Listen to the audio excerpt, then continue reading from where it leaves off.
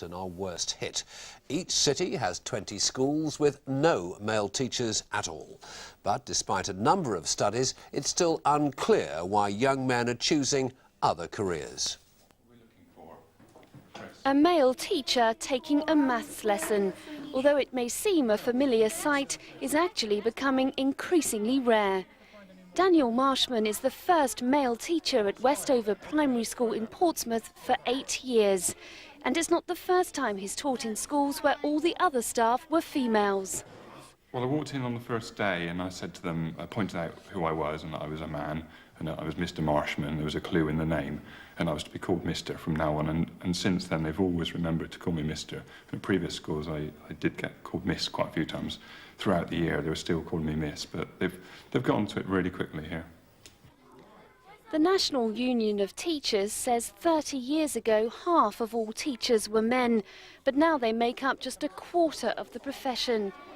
Meridian has discovered an alarming number of schools in the south without any male teachers. 22 schools in Portsmouth have all female staff.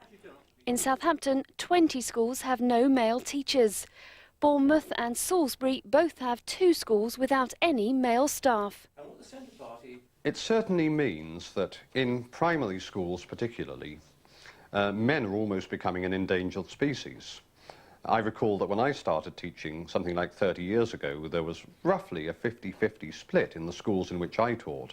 You will, however, find many primary schools now where there are no men at all.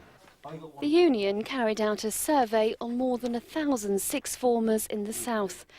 Whereas 39% of girls said they would consider teaching, only 9% of boys were interested, and it's unclear why.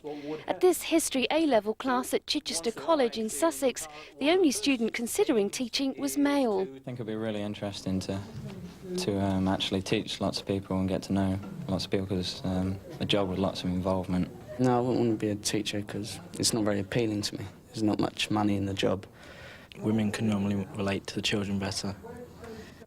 Copner Infant School in Portsmouth was so concerned at the lack of male teachers that it asked pupils' fathers to come in and take reading classes. Daniel Marshman took up the profession after being inspired by his own male teacher. Now his pupils say they're pleased to have him in charge. I like having a man for a teacher because I'm getting a bit fed up with lady teachers at the moment. It feels funny because all the other teachers are ladies and it's really different. But unless the job becomes more attractive to men, at least at primary level, teaching could become a women-only career. Sue Greenfield for Meridian Tonight.